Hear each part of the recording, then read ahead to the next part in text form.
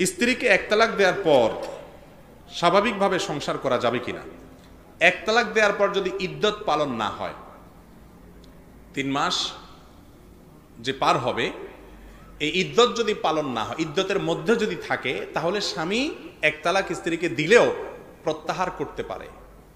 এই তালাককে বলা হয় প্রত্যাহারযোগ্য তালাক। এইভাবে তালাক দেওয়াটাই হলো সুন্নাহ। যদি দিতে হয়, মনে হলো যে না ঠিক আছে, আমি তালাকটা দিয়ে ফেলেছি, সঠিক করি নাই, একসাথে থাকা দরকার, অথবা স্ত্রী আমার কাছে অনুতপ্ত হয়েছে বা তার প্রতি আমি অবিচার করে ফেলেছি, এখন ফেরত নিতে চাই, সুযোগ আছে। এক তালাক দিয়েছেন, ইদ্যত এখনো ক্রস করে নাই, তাহলে শুধু যদি মুখে বলেন আমি প্রত্যাহার করলাম, অথবা স্বামী স্ত্রী হিসাবে বসবাস শুরু করলেন, তাহলে প্রত্যাহার হয়ে গেল। তালাক কিন্তু একটা দেওয়া শেষ, আর 2টার পাওয়ার থাকবে, একসাথে থাকতে পারবেন। এটাকে বলা হয় প্রত্যাহারযোগ্য তালাক। অনেক সময় অনেকে আলহামদুলিল্লাহ আসসালাতু আসসালামু আলা রাসূলিল্লাহ, আম্মা বাদ।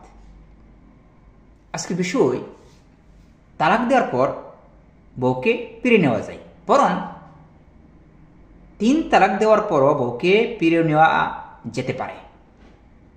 প্রশ্ন কি হবে? যেমন কোনো স্বামী তার স্ত্রীকে বলেছে আমি তোমাকে 3 তালাক দিলাম, এভাবে বলেছে। অথবা কোনো স্বামী তার স্ত্রীকে বলেছে 1 তালাক, 2 তালাক, 3 তালাক। অথবা কোন স্বামী বলেছে তুমি তালাক, তুমি তালাক, তুমি তালাক। তাহলে তালাক কয়টি হবে? আপনি যদি ইমাম আবু হানিফা মাযহাব যারা অনুসরণ করে তাদেরকে যদি প্রশ্ন করেন, তারা বলে 3টি।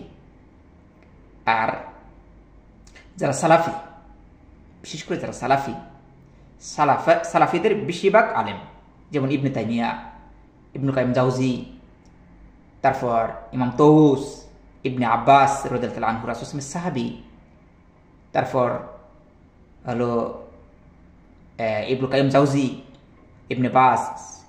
ইবনে বাস একটু মতরুদ করেছেন, ইবনে উসাইমিন, আর অন্যান্য ওলামারা।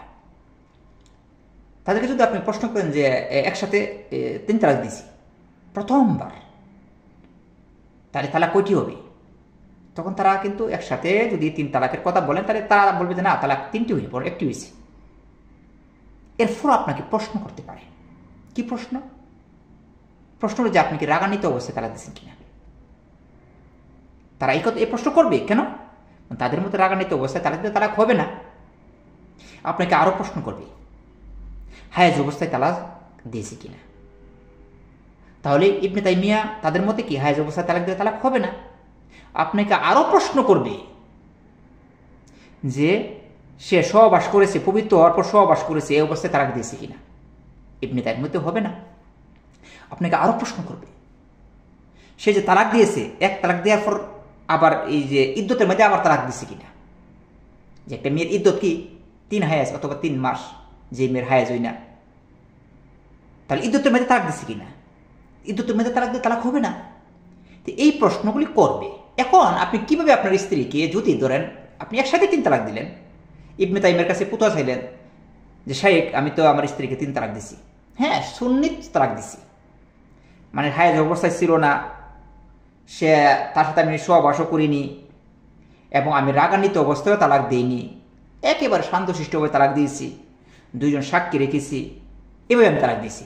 এখন আমার তালাক কিন্তু সমস্যাকে আমি একসাথে 3 তালাক দিয়েছি, তখন তালাক আমার কয়টি হয়েছে?